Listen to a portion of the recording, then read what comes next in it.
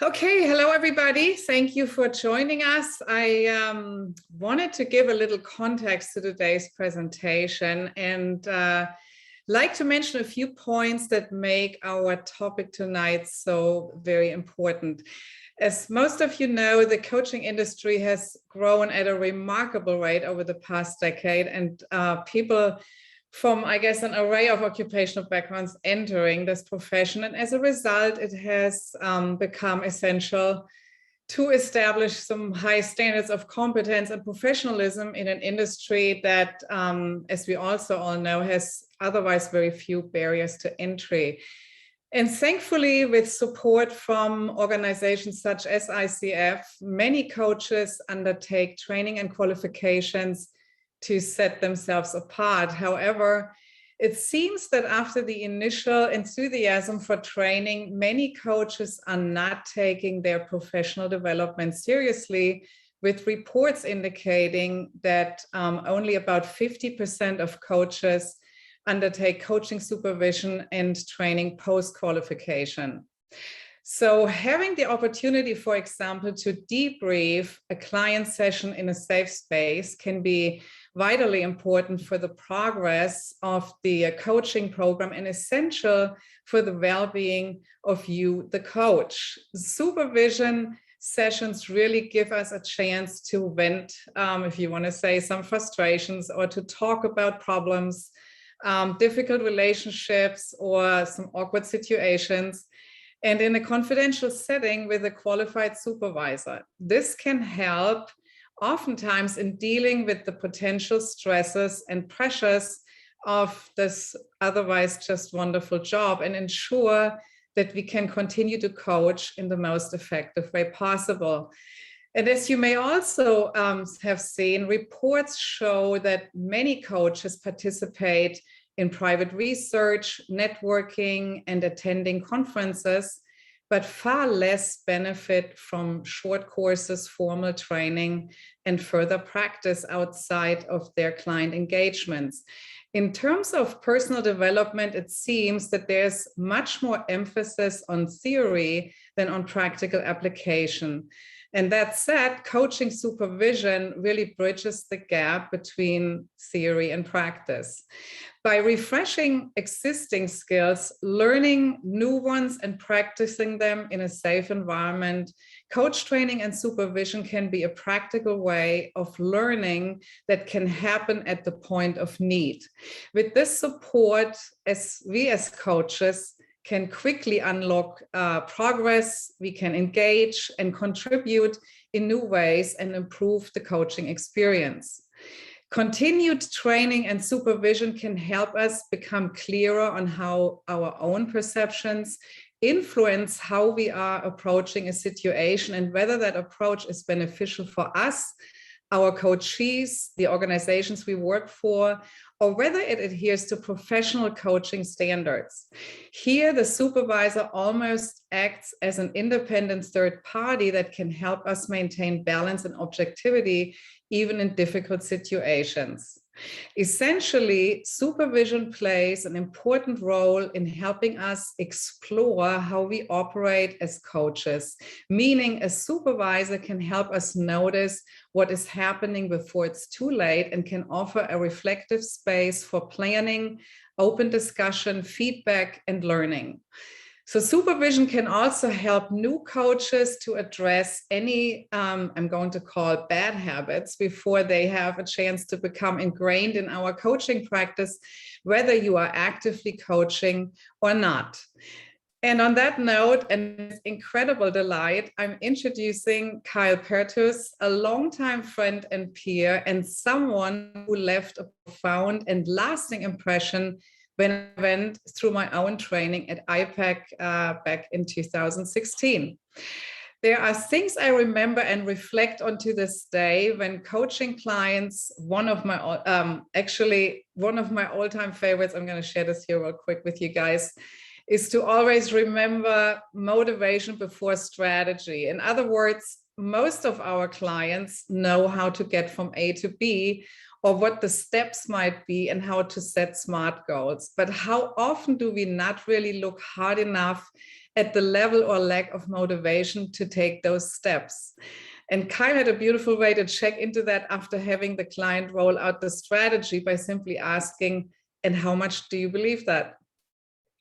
Kyle is the founder and head coach of MindFit Coaching in New Braunfels, Texas. He's a seasoned professional coach and leadership development consultant with a 25-year track record in designing and facilitating programs to optimize strong organization culture, business growth, leadership development, personal effectiveness, and employee engagement.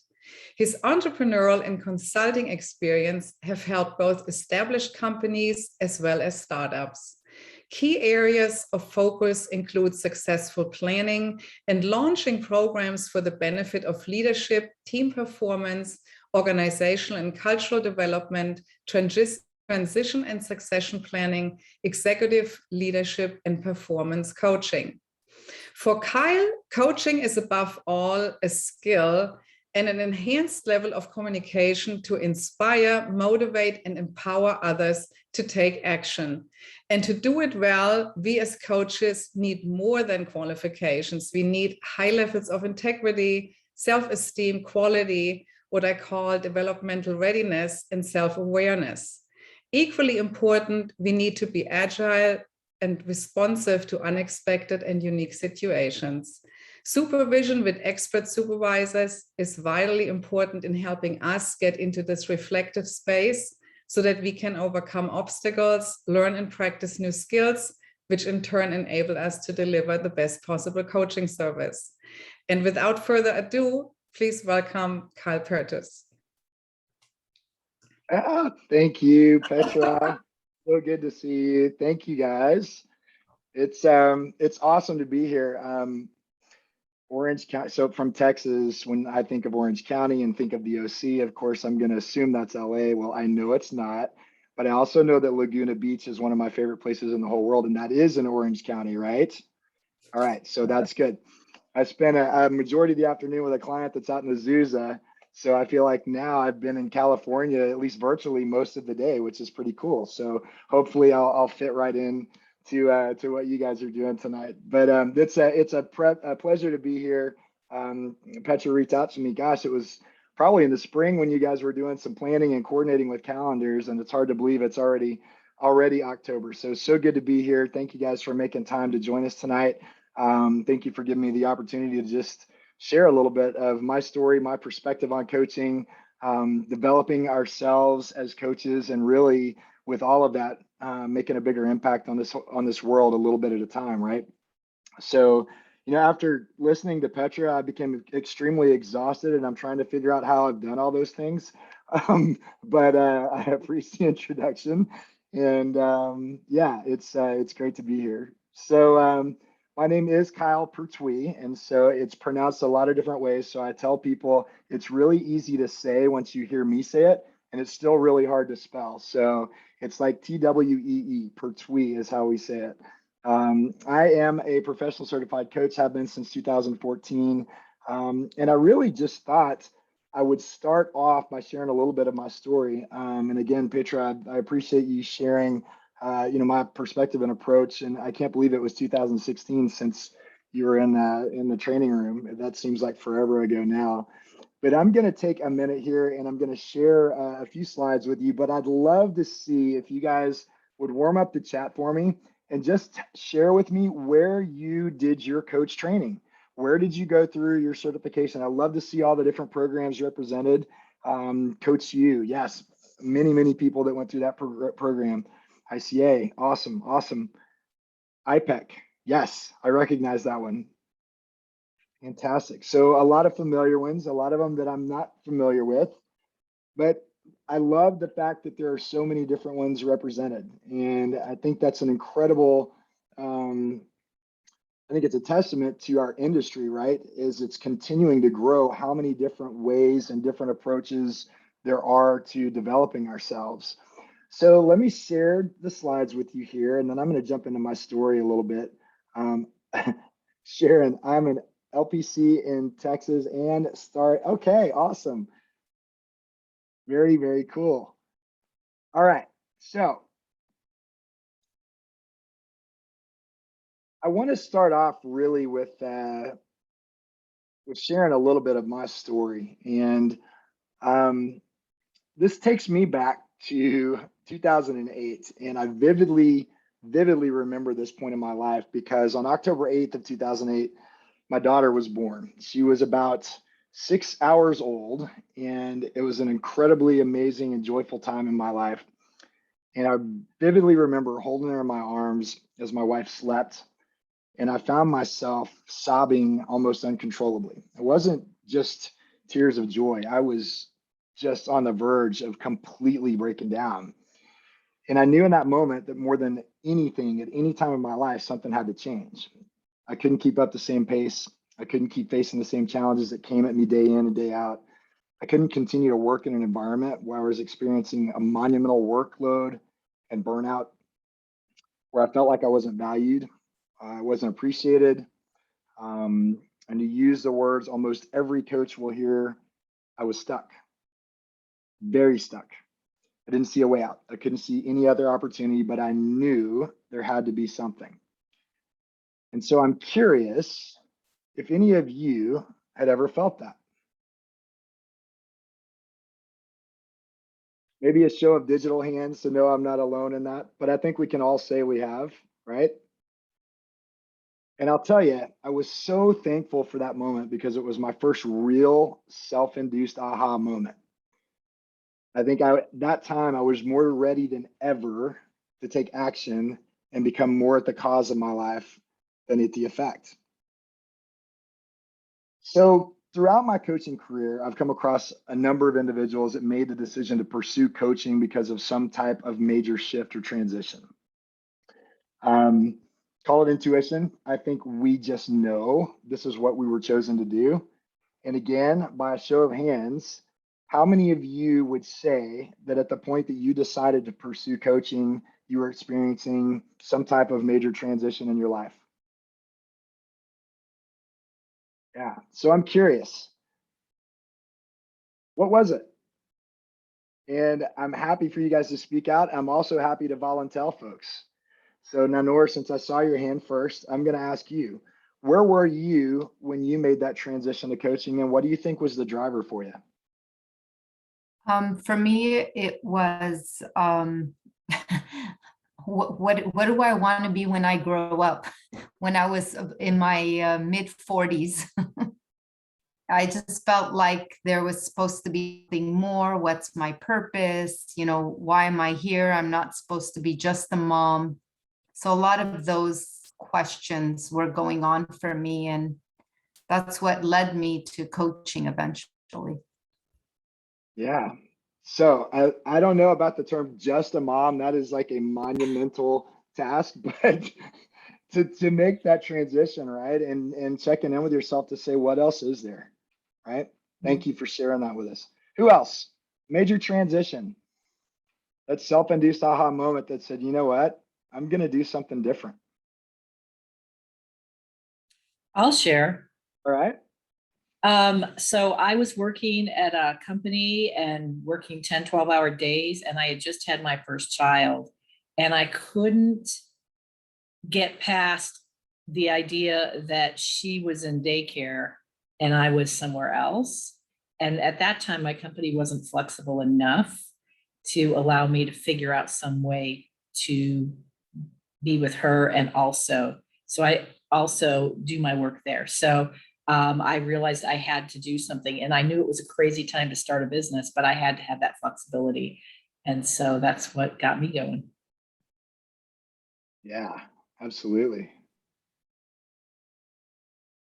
So no matter what the driver was, usually there's some type of trigger, some type of transition that says there's more out there. And a lot of that transition starts with our own self-discovery, right? So tonight, I want to talk to you guys openly and honestly about pieces of my coaching journey. Share a little bit of my perspective on coaching in general as a skill and a way of life, and not necessarily a business, which it gets lumped into so often.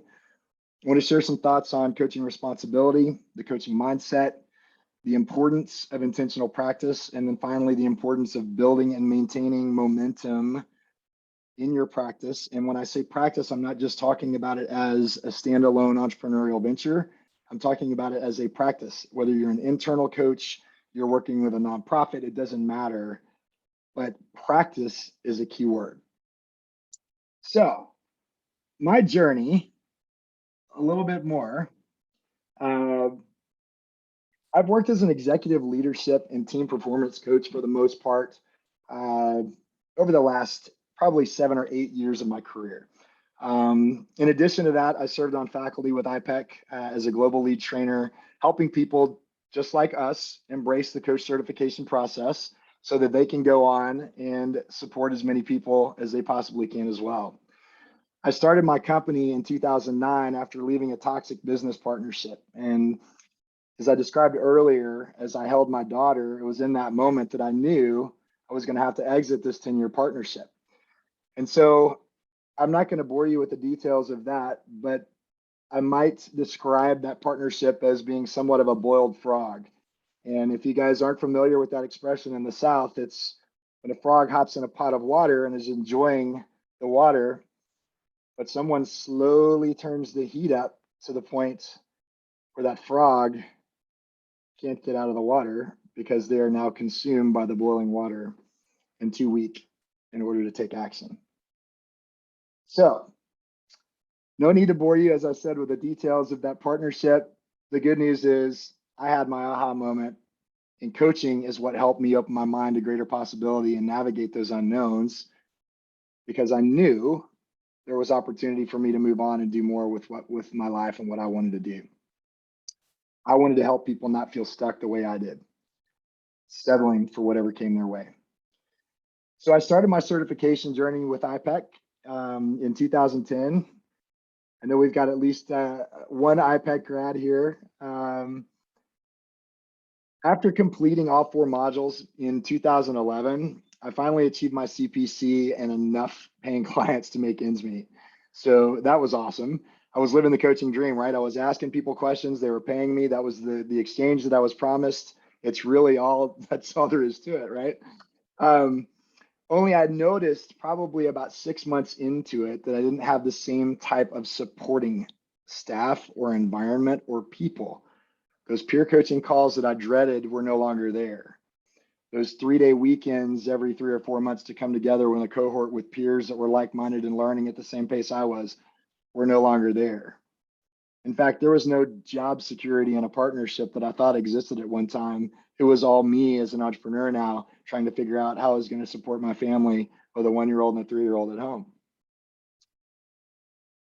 So who else remembers how it felt? Maybe the elation of going through the coaching journey. And then when it was over, maybe there was just a hint of, what now? Anybody willing to share what that was like for them?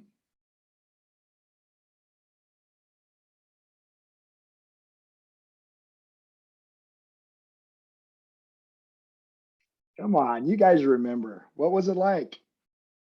Was it scary? Maybe some of you guys were like, nope, I just want to get this over with so I can start writing big checks. That's what's going to happen. Is that what happened with everybody here? Because if it is, I'm in the right group. I'll chime in. I mean, I think that when we think about coaching as a profession, we think of, if we're empathetic, caring people, we think of it as a fantastic career. And it is, don't get me wrong. However, I think it can be incredibly lonely. So I've been on my own, self-employed for almost 23 years. And when you find that you are the person responsible for everything, whether you're going to be able to pay the mortgage or not that month, and, you know, feed your kids and all that stuff, it's pretty intense. And I have found that it's been intense and it's been doable and it's been exciting. And there have been like great times And there have been like tough times. Honestly, I wouldn't have it any other way. You know, there have been a couple times, I'll tell you, when it got pretty rough and I'm like, okay, guess this means I need to go get a job. No. Yeah, no, I've been there and started interviewing and all that stuff. And then stuff started to bubble up and it turned out to be okay, you know. But it's not, I think it's not this thing that everybody thinks of like, oh, I'm just going to start my business and it's going to just go like this. Maybe that happens for some people. I don't know. So that's my little 2 cents. Yeah, spoken like a true entrepreneur on the roller coaster, right? And it is, and there's that charge, there's that hit of dopamine and adrenaline that drives us, and you figure it out, right? And so then there are others that are petrified because they've never even explored any concept of how do I grow a business, right? And I say that kind of with a grain of salt because there are so many opportunities in our industry now for coaching that it's not always about, oh, let's go get my certification so I can hang my shingle and be an entrepreneur. And I think that's beautiful. But for those that do, I think there's some missed opportunity in understanding, not only understanding the coaching skill set and mindset, but also the entrepreneur and the business owner skill set and mindset. And unless we're willing to go out and seek that for ourselves and develop that, a lot of times that can hold us back. So we go through the coach certification, we get the toolkit, maybe we're feeling a little lonely after that. So what do we do in order to practice? We practice on our clients, of course. I mean, how are they going to know if we're stacking? They're not going to call the coaching police. How are they going to know if we're leading them? How are they going to know if we're inserting ourselves in their story? Right? And there's plenty of coaches out there that do that anyway. So having that awareness is, I think for me, when I owned a previous business in another industry, I would never let our staff practice on our customers or our clients unless they had been trained and practiced with us. And so that kind of always stuck in the back of my mind. How do I continue to develop myself and make sure I'm getting feedback and I'm getting input to know when I get stuck with a client, what's next? So a couple of years later, it was about 2013, I was asked to consider coming on as a trainer with IPEC. It sounded fun. I was going to get to travel a little bit more. Most importantly, I was going to get to give back to people that were pursuing a similar journey to mine and helping other people. What I didn't really realize at that time was how good it was going to be for me developing my own personal coaching skills, right? And so initially I was an associate trainer, largely there to be more in the support role of the lead trainer. It still had some opportunity to showcase my coaching prowess and to be someone that all of the wanted to be coaches wanted to admire. I was proud. It felt good to be seen and accomplished as a coach. And then I think it dawned on me pretty quickly. I realized that at some point in one of these coach trainings, I was going to have to coach someone in front of as many as 50 people. All eyes on me, no escaping, just one-on-one, me and the client. How would it go with all of these people that are learning from me? So here's a quick story.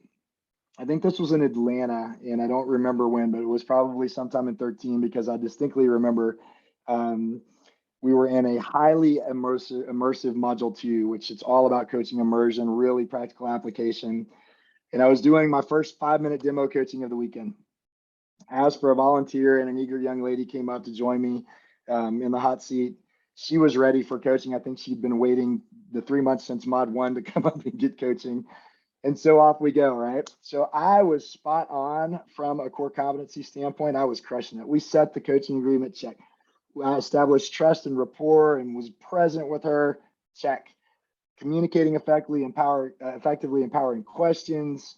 I was listening intently, check that box. Acknowledging and validating were just through the roof. Clarifying, reframing, you name the skill, and I was knocking it out of the park.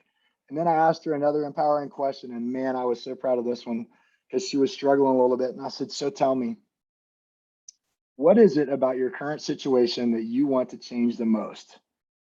And in my egotistical coaching mind, I'm thinking, I got her with this one. Here comes the aha the whole group's been waiting for, right? And then I heard the 3 words that every coach dreads. Know what that is, don't you? I don't know.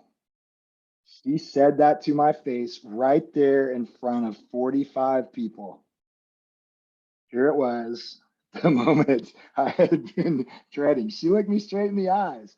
And so what do you do in that situation? You do what everybody kind of jokes about. You say, okay, but if you did know, what would you do? Guess what she said? No, I really just don't know. So there it was, twice. So at this point, I was frozen. My gremlin was raging inside my mind.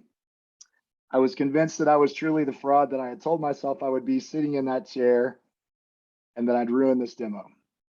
Anybody ever had that feeling with a client?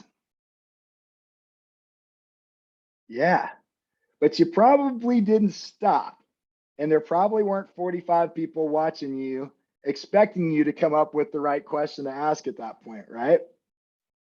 And so I know if we had another hour or two, we could probably swap stories about what happened, what we did, how we went through that. But we don't have that much time. So I want to share with you then one of the first points that I think has really stood out for me. And it's about coaching responsibility. When I think about the responsibility that we have as coaches, it's something that I take true to heart. And I think it's all centered around being present. It's so important for us to recognize when we're getting in our own heads, especially early on. And it seems like many of you guys have been practicing for a while, but it still happens to us. We got to be honest. We don't take the time to center before we go into the session. We're blowing and going. We come in hot, jump on, and act like everything's fine so we can show up calm and present for our client.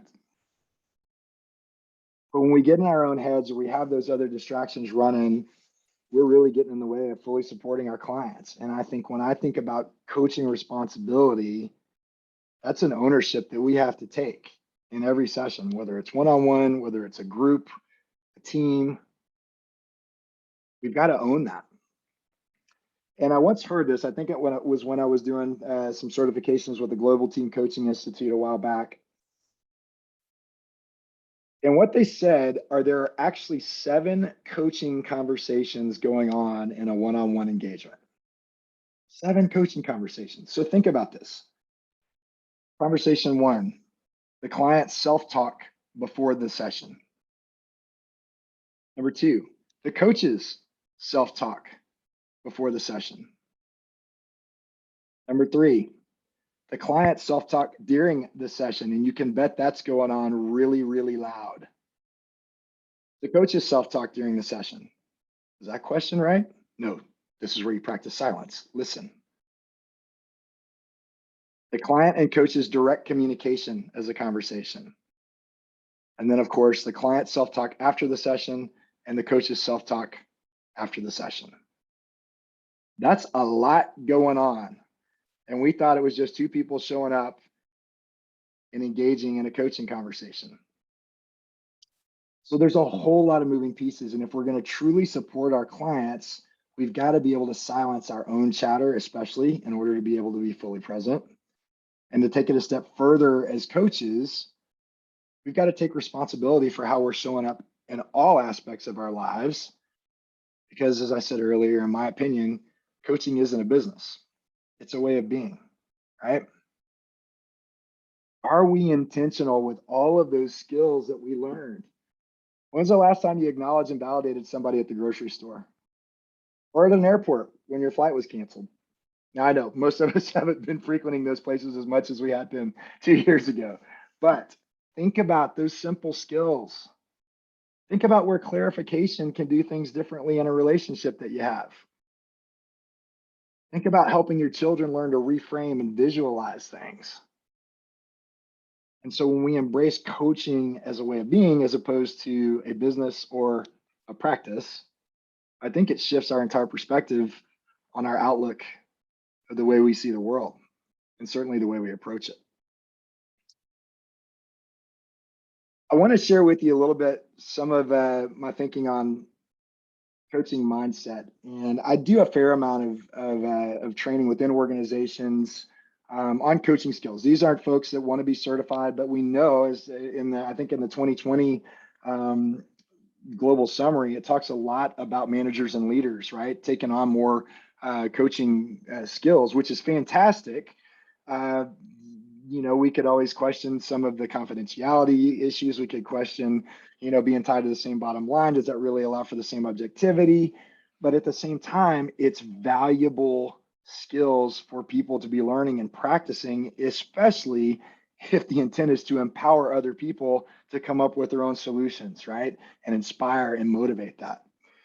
And so when we think about coaching mindset, I think it's really important that we look at a few things. The first of those, as we all know, is what we might refer to as a synergistic partnership, right?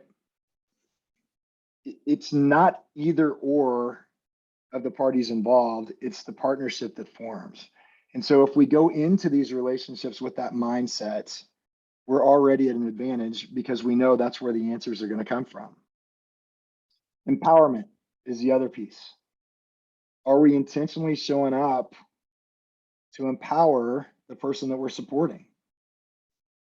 The third one there, holding space, is one that I can't speak enough about. And you hear so much talk about psychological safety these days, and you think about the power that coaching allows for that, right? And holding that space, even if it's just sitting there in silence when somebody says, I don't know, and letting those wheels turn and letting them process. Provoking insight. That's what the questioning is all about, right? Are we asking the hard questions, or are we holding back? I think that's a fair question for any coach to ask themselves. Where did I hold back? Where did I get in the way of asking that question? Inspired action. We've got to have a mindset around inspired action, even if that action for the client is just thinking about something further, or exploring opportunity, or journaling. We want them to come away with the action that's going to help propel them closer to where they want to be. And then finally, learning and growing. And so most of the examples that I gave when I talk about coaching mindset from this perspective are in relation to our clients. We've got to apply these to ourselves first. We've got to look at these things. And so when I talk about practice as a verb, are we practicing these things for ourselves? Are we practicing these things when we're not in a coaching session? What happens if you hold space for an 11-year-old? Right? Where are we learning and growing outside of our industry? When was the last time any of you guys tried something for the first time? Nahid, what was it?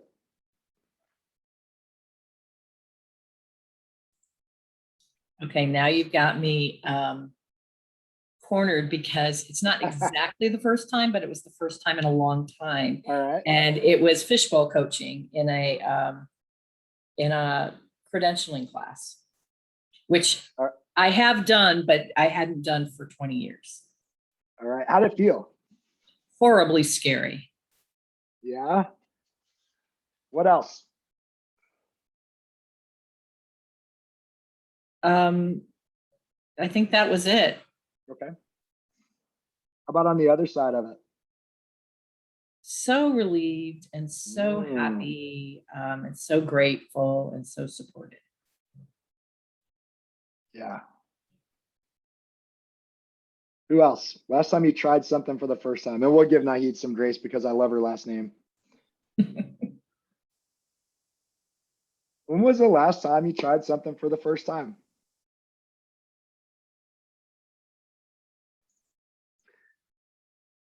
I'm gonna try to answer that. Go for Kyle. it, Raphael. 3 years ago, opening my own business. All right. So what were the emotions going through you at that time? Fear,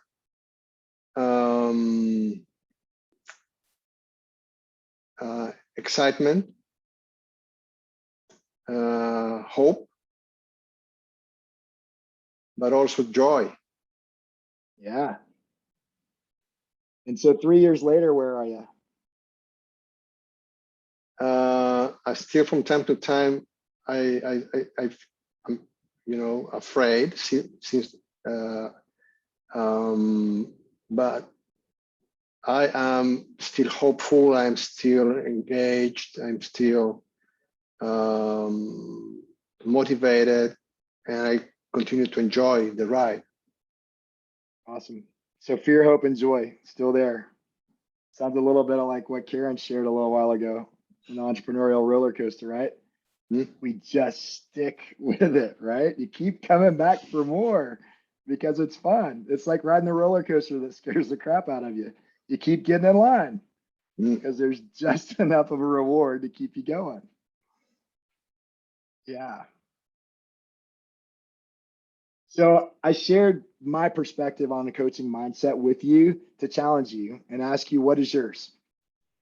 And define it however you choose, but how are you practicing it? That's the challenge.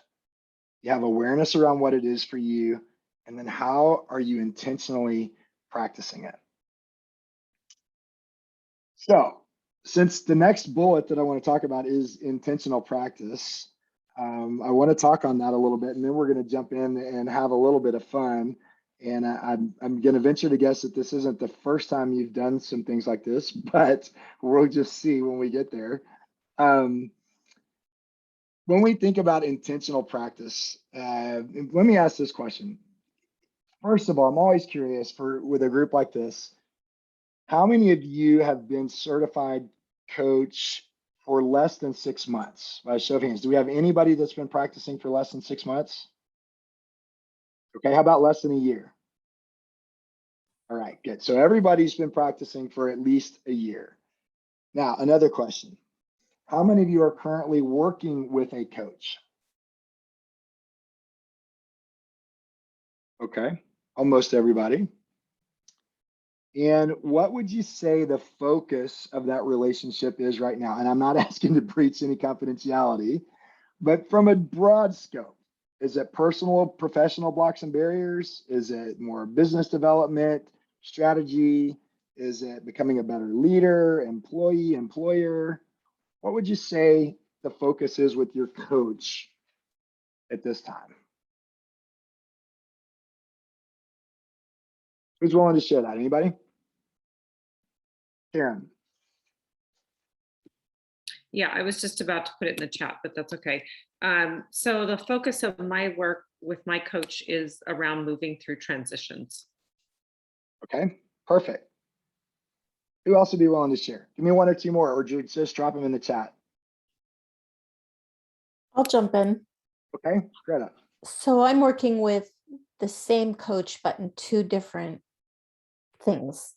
The first thing is that I'm taking a formal course on skill development for, it's actually an IFC credential prep class, but no one there is actually prepping for a credential. We all just wanted to improve our skills. So that's one thing. And the other thing is she's my own coach to help me personally develop, gain confidence, all kinds of things. Yeah, so a slew of personal things, but also some skill development. Awesome. Anybody else here? And I'll go. Yeah, go ahead. I'm actually still working on my certification. And so I have two coaches that I'm working with right now, but they're both mentors where I'm recording sessions, sending them in, getting feedback. I'm still at that point. Perfect. And you said you're still in the certification process? Yes. Right. Fantastic. See if they'll stick around with you even after you get certified. Yeah. Right. So the reason I asked that question is in most cases, there are only a handful of people that are working with a coach specific to skill development, right? And sometimes that is more specific or aligned with wanting to get the next credential. Often our coaches, and this is me too, and I'll move from one coach for one thing and another one for something else. But it wasn't often that it was going back to basics, working on fundamentals, listening, practicing, getting feedback, those kind of things. How many of you guys would say you have a habit or a practice of focusing intently on certain core competencies and then evaluating yourself and the way you apply them? I don't see many hands there. And we say, go ahead, Karen. I mean, I think I'm kind of in the process of doing that on a, on a weekly, because I actually teach for ICA, International Coach Academy. So it's really interesting because I'm training, these people to become coaches, right? So as I'm watching them, I'm always reflecting on myself as well. And as I'm talking with them about competencies, I'm thinking about myself, like, okay, am I really paying attention to all those markers? And, when's the last time I really thought about those markers in relation to that client? Yeah. So I feel it's been a really great experience. I've only been doing that for about a year. And it has really heightened my awareness around the competencies and actually what I'm doing and not doing. I love that. And again, as an instructor, right, you may be having an elevated awareness around it. And so the opportunity for some of the rest of us that may not be instructing, and me, I'm not instructing anymore, is to stay top of mind with that, right? We can do those things in our sessions if we're intentional about it, right? But we've got to have the awareness to be thinking about it. And sometimes we can talk about them, we could share them with people, we could probably even teach them to people. But when we're engaged in the session, not that we need to be checking markers in the session, but to evaluate, right? Where am I? Yeah. And when I see the students really, doing things well, right? I think about, oh, that reminds me of that. Or perhaps when they kind of miss it altogether, like they leave it out or their presence isn't there. Yeah. When I see it missing, that's also a really nice awareness of what it looks like when that particular thing isn't there. Yeah, absolutely. Okay, Naheed, what do you want to add?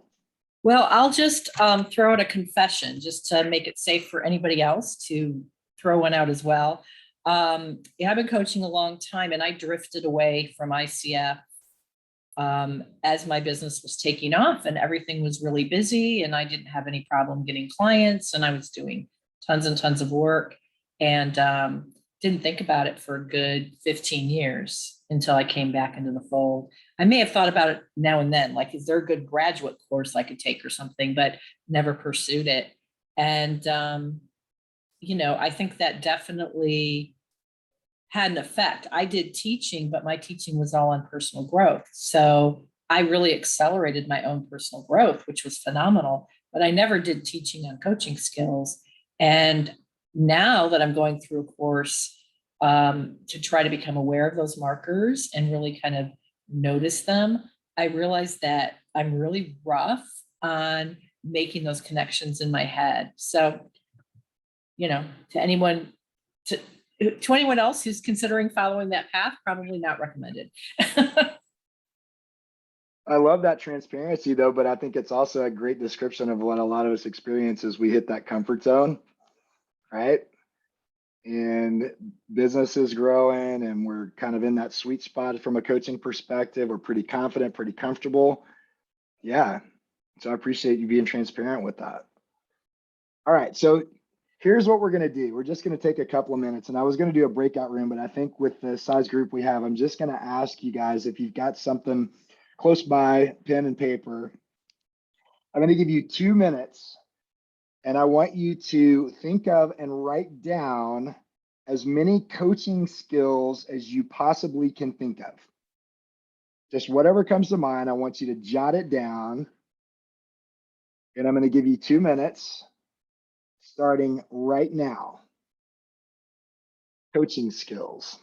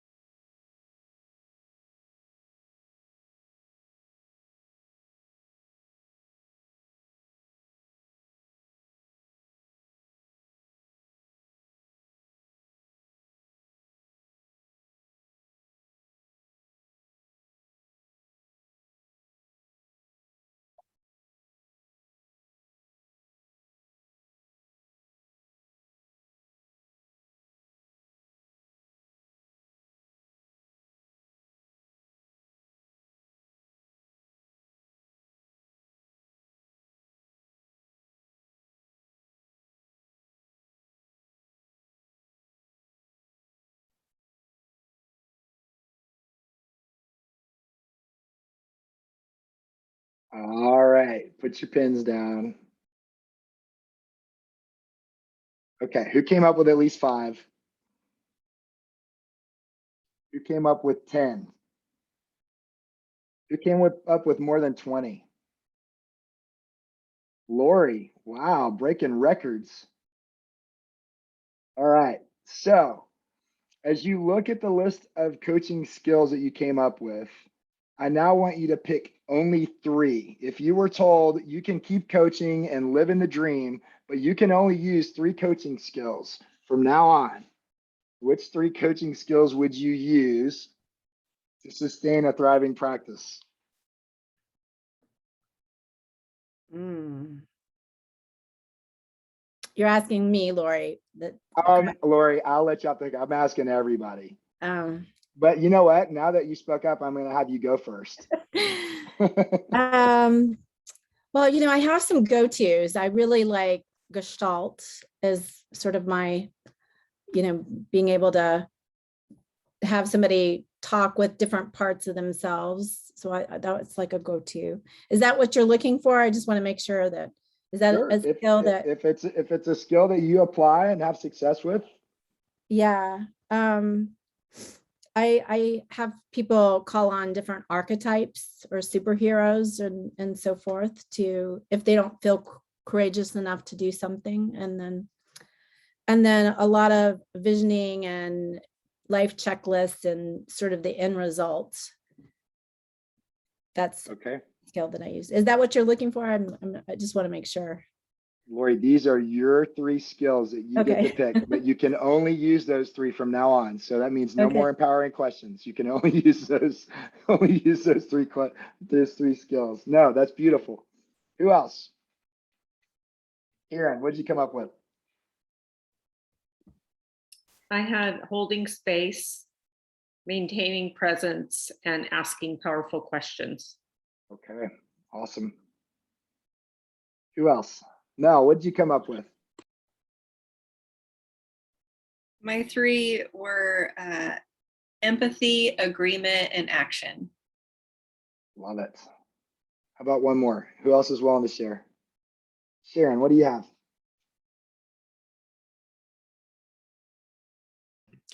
Well, I don't know if this would be one of my top 3 for sure, but I think something I find that's really powerful is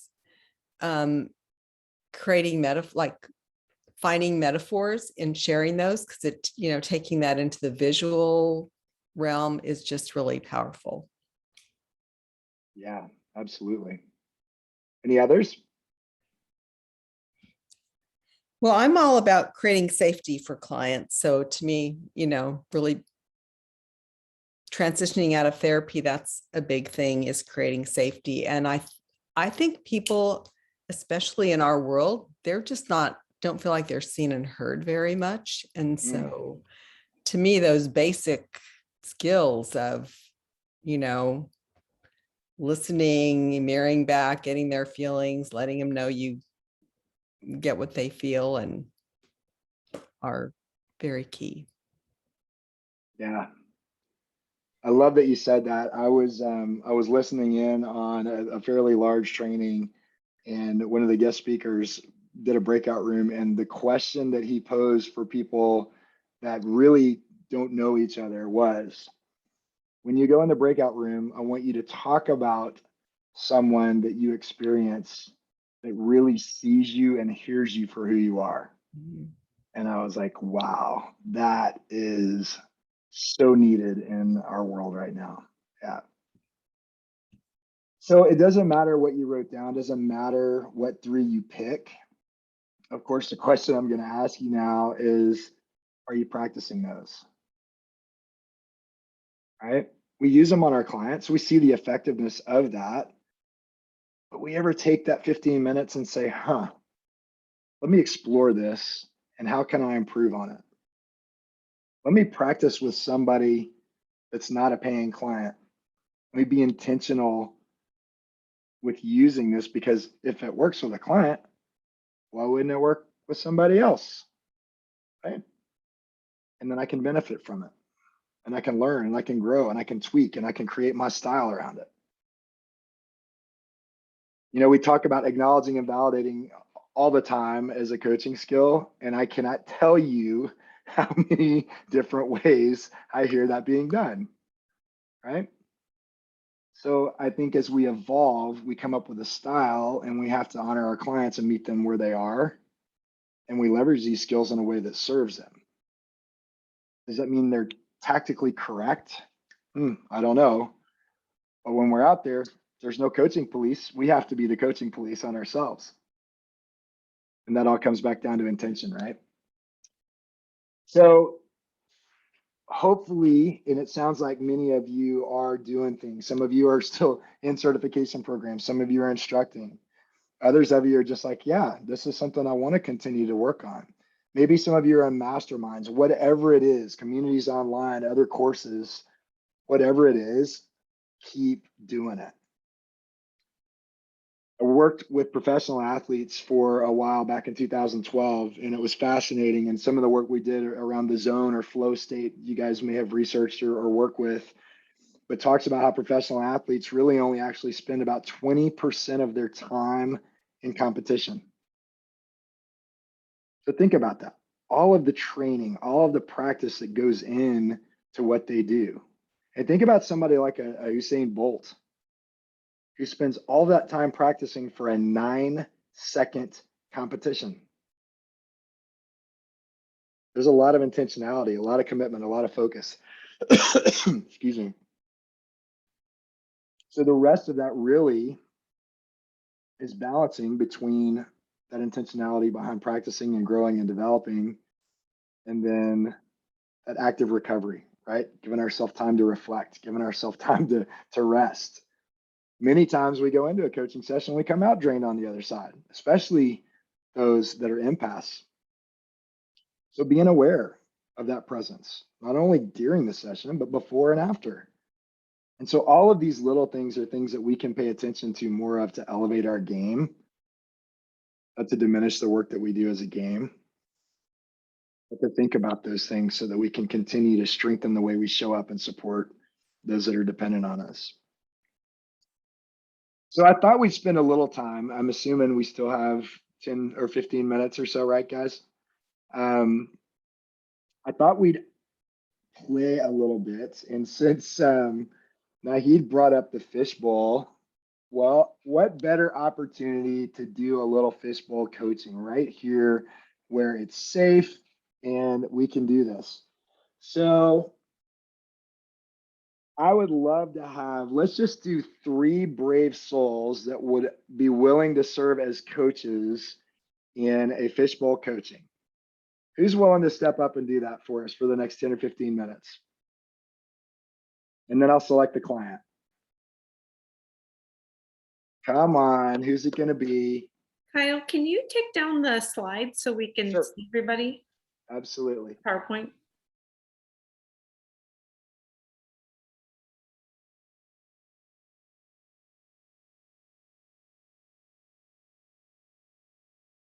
I say I can. Mhm.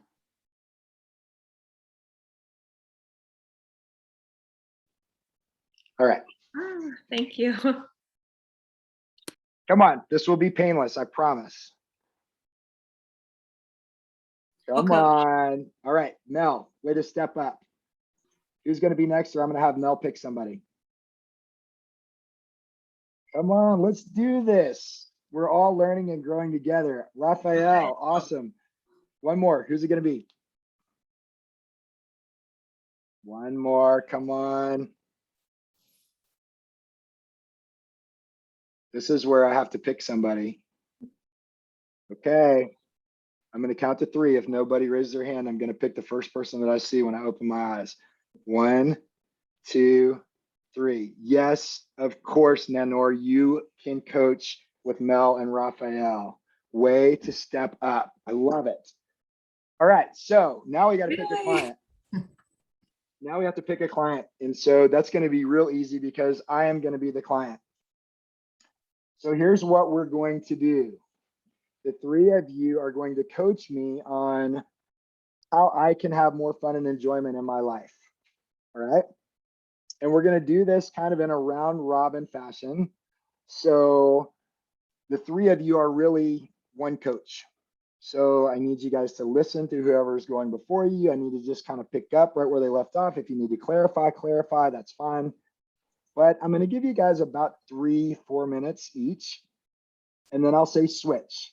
So Mel, since you volunteered first, I'm going to let you kick things off. Okay. So you can set things up with me 3 or 4 minutes into it. I'll say switch, and then you can pick Nanor or Raphael to go next. And then whichever one of you doesn't go in the middle will be the closer, and we'll go as far as we can go in about 12 minutes. All right. Now, for the rest of you, what I want you guys to do is serve in that observer coach role. I want you to listen for skills that they use. I want you to listen for things like stacking questions, because I can promise you, I've been doing this for 12 plus years and I still stack some questions as good as anybody else. It's okay, but this is the kind of environment where we learn and grow. So let's have some fun with this. No pressure, but listen for those things. And then when I call time, we'll go back and explore what we can take away from it. All right. Mel, I am ready whenever you are. Excellent. Well, Kyle, what do you want to make sure you walk away with in our time today? That's a great way to start off, because I want to explore, if I can come away just like 2 or 3 new ideas that I think really would support me in having more fun in my life, that would be fantastic. So tell me, what do you do for fun?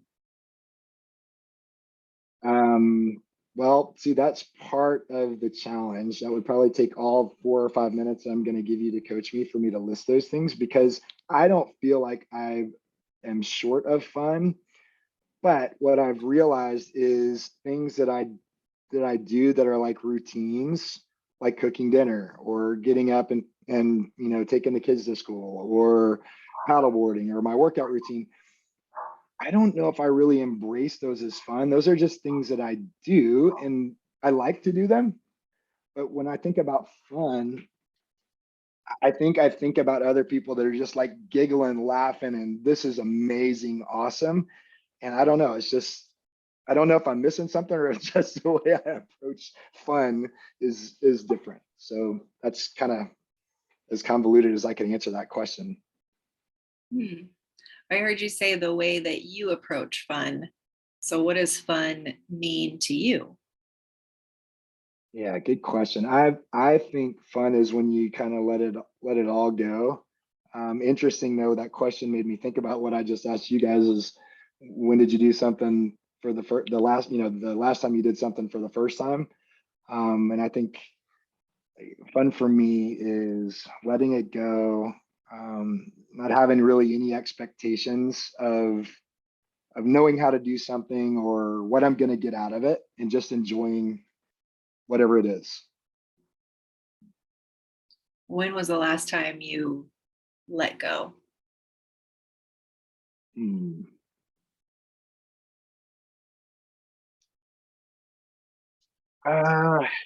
Maybe that's some exploration for me, because I think I do it a lot with my kids. But I also think my wife and my kids would say that I'm intense a lot of times, right? And so probably need to do some thinking about what even that means, letting go, like completely letting go. And yeah, that's a good question.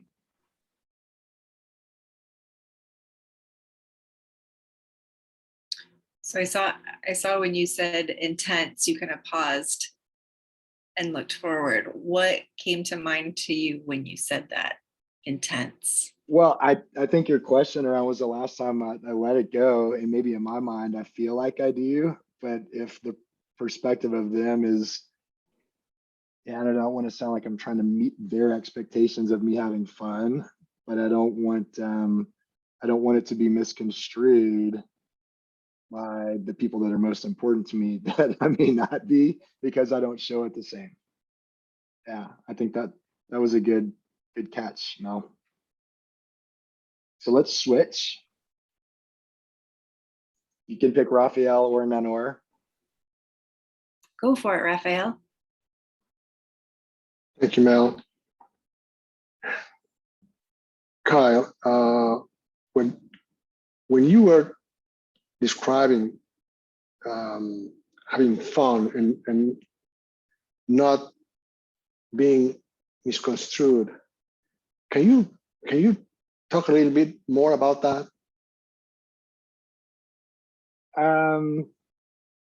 Yes. What's in it? I think, yeah, I don't know how to describe. I really don't think that I'm self-conscious about when I say misconstrued, I'm not necessarily concerned about what others, and now I'm having to really think about how I'm saying this, because evidently I do, if I'm concerned that my wife and kids are thinking that I'm not. So yeah, maybe it's expressing myself in a way that is I don't know, maybe more outward. Maybe that's it. Maybe it's freeing myself to express it more openly than I do. What do you think is preventing you to expressing yourself more openly? I just think it's probably been 53 years of being reserved and not celebrating really anything, much less small wins or things that I enjoy. And I don't want to sound like I'm hard nosed all the time, because I do enjoy myself. I do have a lot of fun, and I know that my family experiences that. I just think I become more aware of it, and wonder if, man, maybe I could be the one that's running down the street with their arms in the air for Halloween or whatever it is, and finding fun in things that I just usually kind of would turn my head over and say, well, that's good if somebody enjoys it and I can accept that. Maybe there's some FOMO. Am I missing out on things? Yeah. When was the last time that you recall having fun the way that you expect to have fun in the future? So I actually had been thinking about it since Mel asked somewhat of a similar question in a little different way. But I had an opportunity back in August to go to Montana and rock climb and whitewater raft. And those are things that I hadn't done. I mean, I used to do them a lot, probably 20 years ago.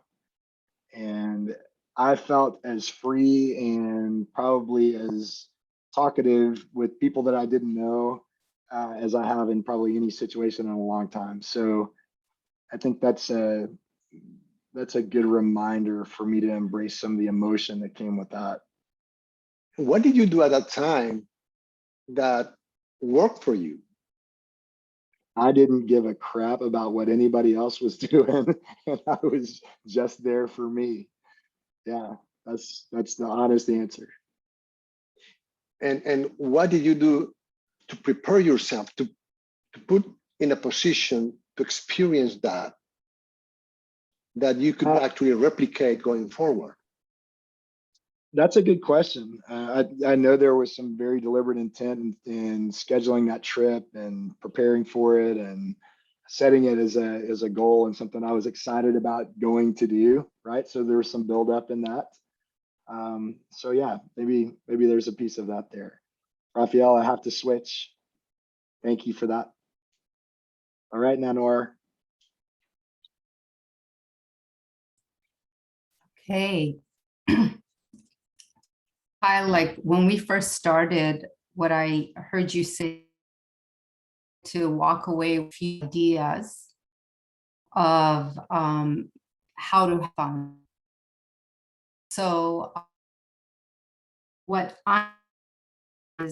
would be most helpful for you right now? You know, I think a couple of the questions from both of your colleagues have me thinking. Raphael's question about what was it in preparation. I think there's something there for me to reflect on. I think some of the anticipation, the excitement that built up prior to that trip, the fact that I didn't have any real expectations on I had to be the best climber or I had to do these things because it was maybe something I hadn't done in a long time, not the first time, but it's been a long time. And I could just go and enjoy it and embrace it for what it was and be in that moment. And so I think that's some powerful reflection for me. And so if you did, what would that look like for you? I think it would be probably as soon as we wrap up tonight and I write down the thoughts that are now racing through my head. I think it will be actually really easy. And maybe not so much, and maybe my goal from what Mel asked me, what I wanted to get out of the session, is shifted a little bit. Because honestly, now, if I can think through this, I don't know that it matters. I don't need a list because when something comes up, I can put that intentionality towards it and then show up the way that I choose to. So I think that's it. And I feel really good about where we are to wrap things up. Okay. So thank you. Then, yeah, you're welcome. All right. So let's give those three a huge round of applause. And I don't know exactly how much time that was. I'm guessing it was somewhere between 12 and 15 minutes, but I'm curious what observations from our observers came up. And so let me just call on a few of you. If you've got something that you'd like to share, I know our coaches would love to hear it. Lori, would you mind starting us off? Yeah, so I just noticed like all three did really powerful questions and just always kept putting it on you to come up with like exploring, diving a little deeper, exploring the emotions, thinking back on a prior time, so that gives you confidence. And then Nanor wrapping it all up into like next steps, and those were all great. Yeah, awesome. Tori, Rena, either one of you guys, skills, observations?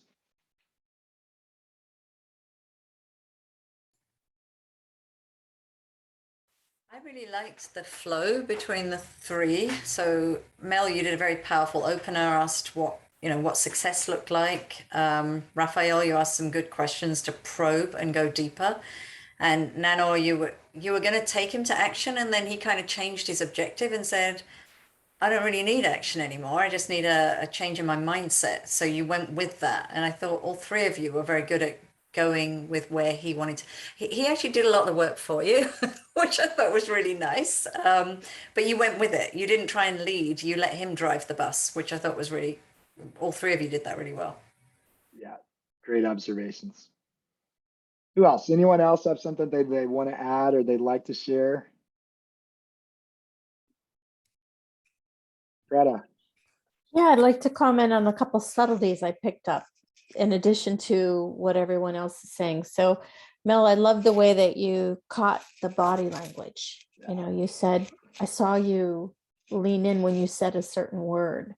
And Raphael, you did something similar, but with yourself, not necessarily with Kyle.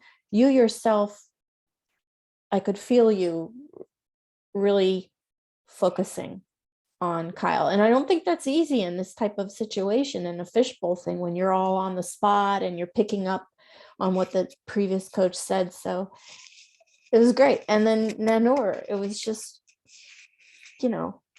so comfortable. you wrapping everything up, it just felt comfortable. So yeah, thought it was really great. Thanks. Yeah, thanks for sharing that, Greta.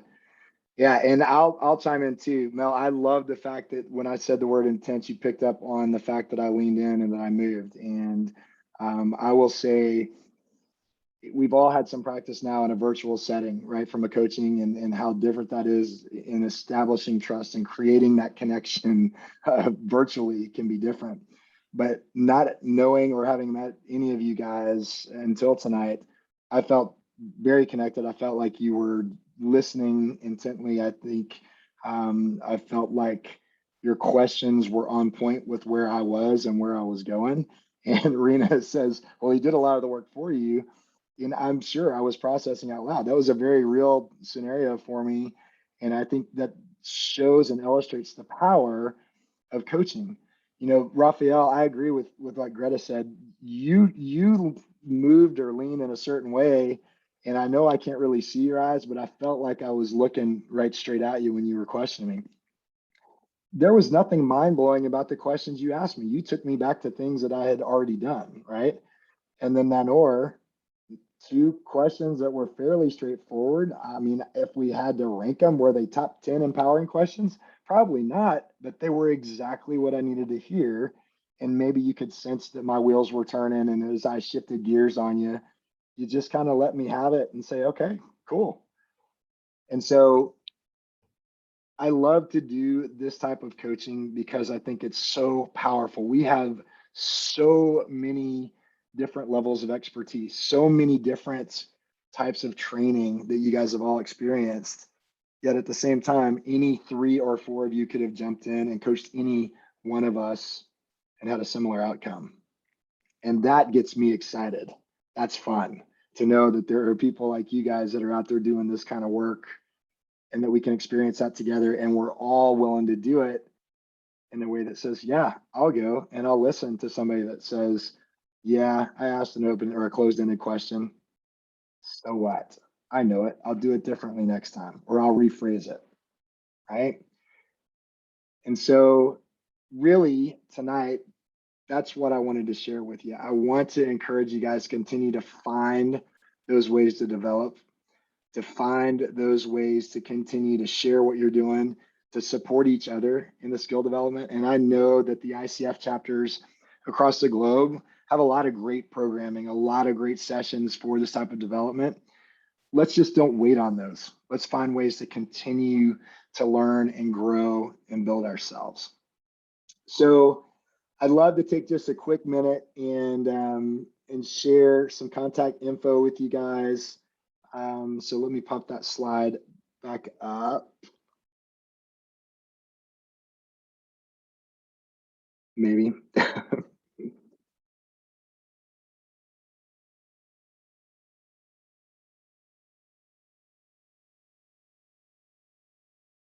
And as I go back in and try to find that before we wrap up, I'll turn things back over to you, Greta, and to you, Petra, and just say thank you. Let me remind you again of the responsibility that we have as a coach to really embrace that powerful mindset to serve others and to be intentional in your practice and to stay in this for the long game, not just those dopamine hits that we get when we get a new client or we experience that aha moment with them.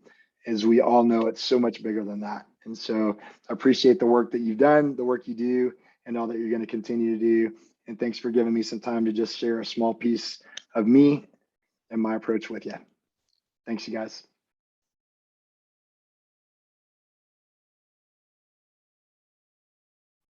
Unmute yourselves and clap. Yeah, thank you. Thank you so much. Thank you so much, Kyle. Kyle, that was wonderful. Thank you for doing that with us. My pleasure. Petra, what do you think Anytime. about a few Q&A questions? And Yeah, I mean, I was looking in the chat. We don't have too many questions, but I think we have a few more minutes for everybody to share if there's something else that popped up while we were going through this. I kind of kept a little out of it to give all of you more opportunity. I had the great privilege to train with Kyle, so I thought I'd give all of you a little more time. But of course, many things came up, right? From moments that we all remembered, probably with some past clients and maybe some not so recent challenges to maybe what's going on today.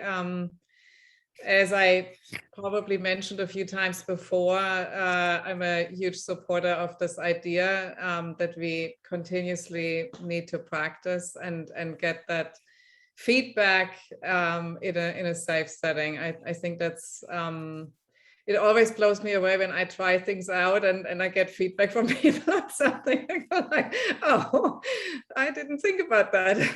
So I think the openness, the learning, that the things that we oftentimes are aware of, but then not really do, which is this whole thing of I want to do something and then I don't want to do something, because every time when we're getting ready to do some really difficult and important work, there's that resistance, right? And then there is this, I'm just going to take another class in positive psychology. And that's the more theoretical learning that I think all do a lot of, because we're all very eager learners. But this to me is so incredibly valuable. So thank you, Kyle, for offering us a sneak peek into probably what momentum is like. And thank you for sharing your information here for us for some more detail. what about anybody else? Yeah, go ahead, please comment. I was just going to ask if people wanted to reach out to Kyle, should we email him or link in with him, or can I ask that? Sure. Yeah, please do. And if you're asking me, I know there's a couple of you that have sent me requests on LinkedIn and I have neglected to respond. So I will be doing that. I've been traveling and just have not been aware, but I will. Any and all of you, I welcome that. Thank you. Thank you. Yeah. Any other comments or questions? Maybe should we do like go around and give our takeaways? Sure, that's a great idea. Why don't we start with you, Nanur, and then you popcorn it to somebody else. Oh, great. This was really great, Kyle. I think I had a lot of ways, but in the beginning, you caught something that has made me think until now. When I said just mom, and you caught the word just, and I was like, man, I'm still minimizing being a mom. So thank you. Thank you. Absolutely. Okay. To Sharon. Oh my. Well, actually, because I haven't really, I've done a coach training that wasn't very good, and I haven't, just getting ready to start the good one now next week. And so I really I liked how you kind of packaged everything that was important for coaches always going forward. And then just providing this platform that was easy, but a great demonstration. And that was just really helpful for me. Oh, Raphael. Thank you, Sharon. I joined the session late, so I missed part of it. But what I enjoyed the most out of what I experienced was the connection that I felt between you and the group, and also learning from my colleagues. It was a great experience that we haven't done before, at least. So it was great learning from my colleagues. Awesome. Raphael, do you want to choose somebody? Yes, I am going to choose Karen. To piggyback on what was just said, I'm always so impressed. We have people here who are just going through their coach training, people that have been coaching a long time, and how everyone has a gift to bring to this. And we got to see that tonight. We really got to see that. So I very much appreciated that.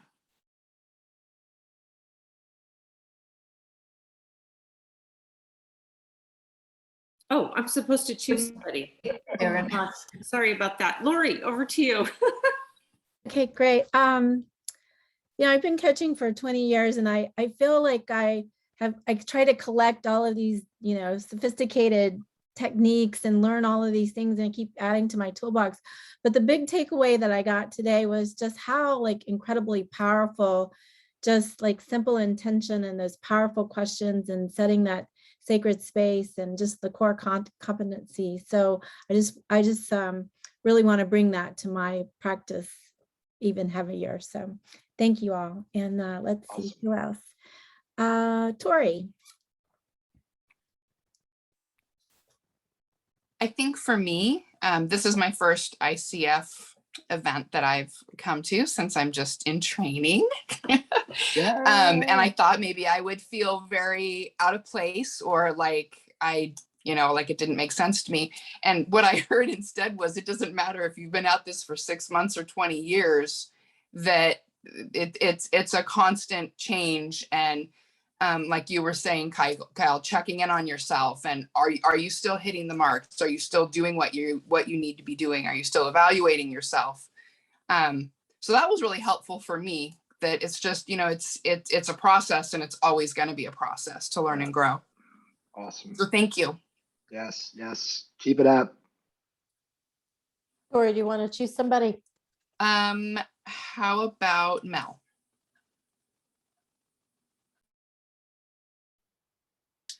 Yeah. I have to I think my journey is a little bit different because I'm an internal coach.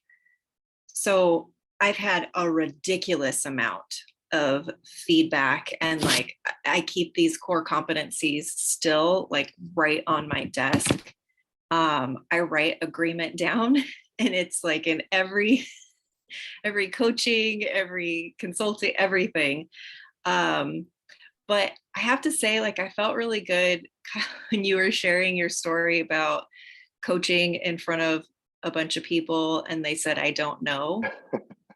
And in my head, I was I would ask, where do we go from here?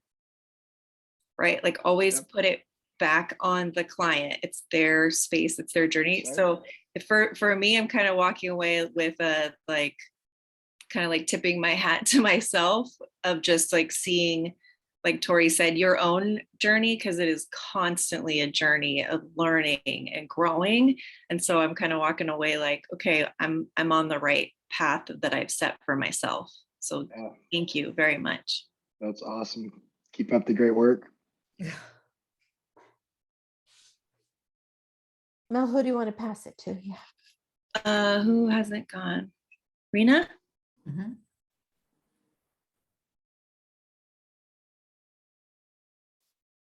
Thanks, Mel. So one thing you said, Kyle, was about who do you want to be? I want to be a coach. You want to be a coach all the time, not just at work, not when you're just sitting there with a client.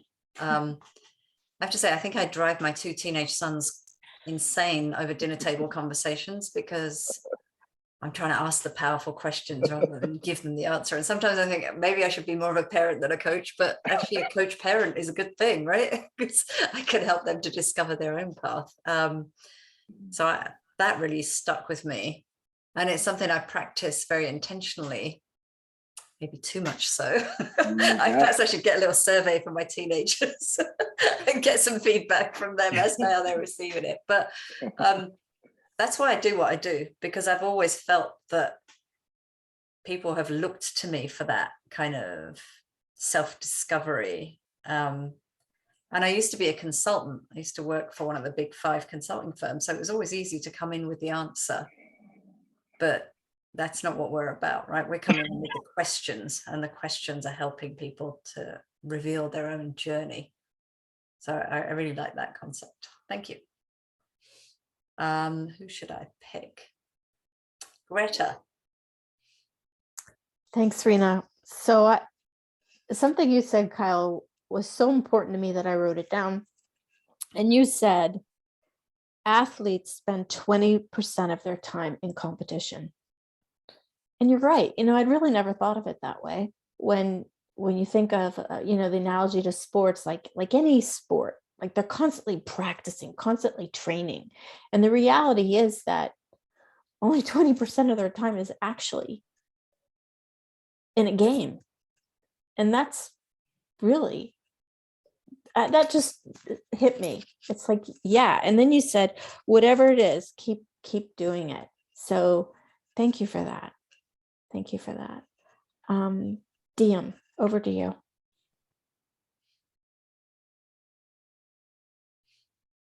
Hi, I'll turn my video back on.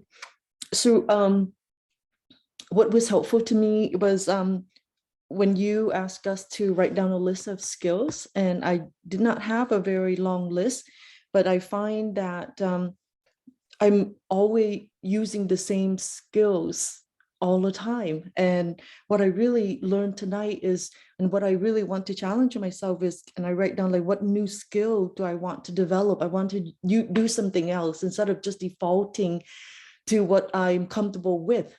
And a couple of things that came to mind is when I watched Mel asking you question, and I wanted to be authentically curious about what the client is doing, and not just to be curious so that I know what to say next, or just kind of feeding myself, but really want to connect with the client in that way, and just being curious, being there, and not just like doing all the, like you said, the skills that we learn automatically, right, and really wanted to be there. So I thank you for that, and that's what I have I'm going to walk away with tonight. Awesome. Thank you. I think Petra, you already, did you want to make another comment, or did you? I think you already commented. We wrapped it up quite nicely. Yeah. Yeah. And Kyle, any quick response to these takeaways?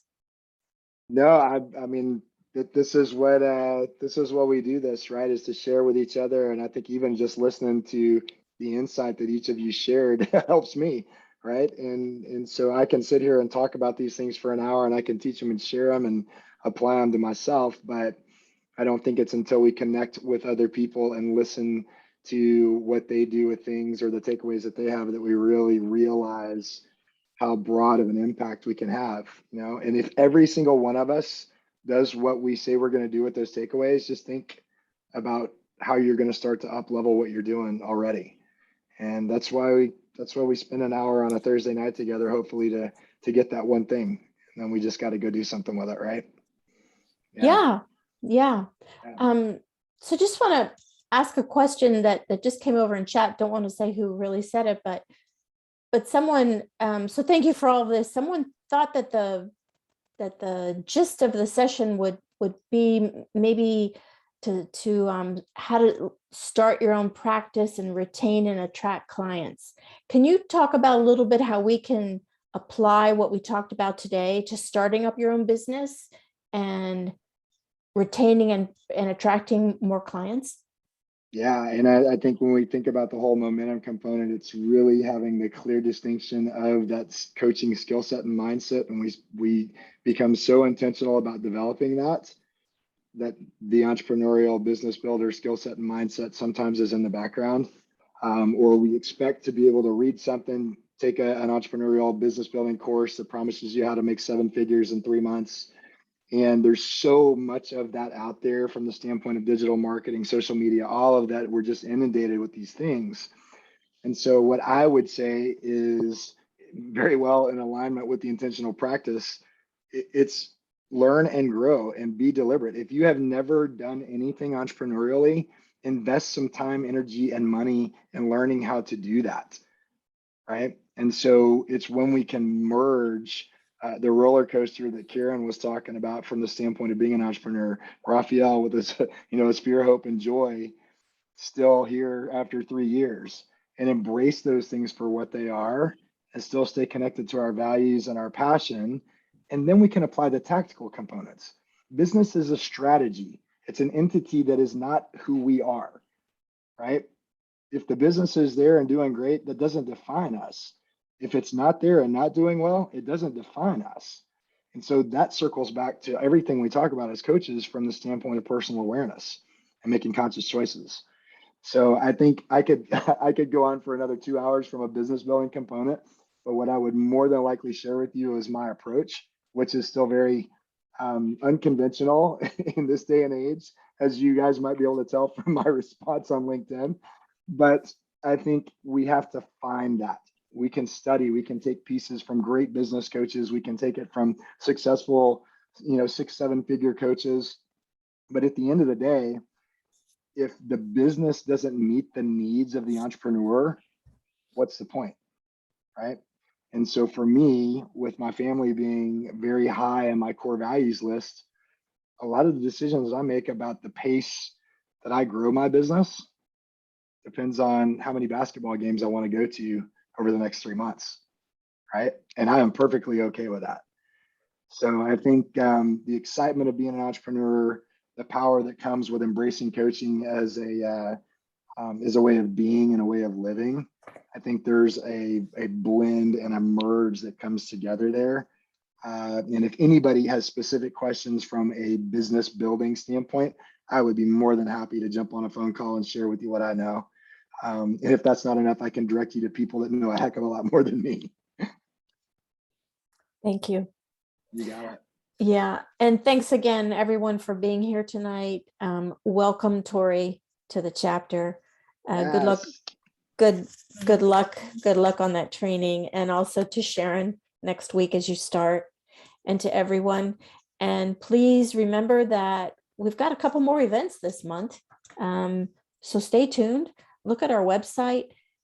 Just in a few days, October 26th, the Future of Coaching with Tanya Eccles, who Kyle knows. It turns out she was one of his students. Isn't that right?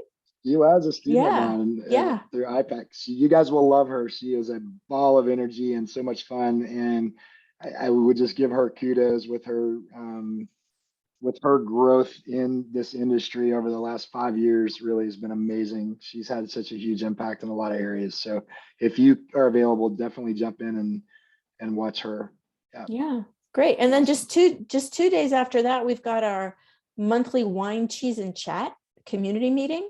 That's always a lot of fun. And it's the last of the year. So please join us for that. And then in November, we start with 3 on the 3rd with another great meeting with, I can't remember his name. Peter Brigman, thanks.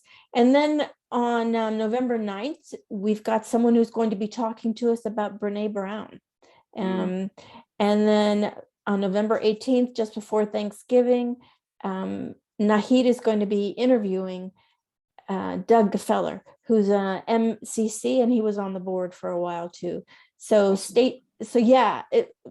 lots of events. And then don't forget about the Christmas parties. You don't know about them yet, but watch the website. We are planning 2 Christmas parties. So one virtual, one in person. Hope you can come. So keep an eye on that website and the email. So thank you again, Kyle, for being here with us. That 2 hours just went by so fast. Yeah. Thanks, everybody. See you again soon. My pleasure. Thank y'all. Thank you. Bye-bye. Oh, yes, and the CCs will be sent. Sorry, Nora. Thank you so much, Kyle. Thank you. My Kyle. pleasure. That Thank was y'all. great. Okay, Awesome. ciao.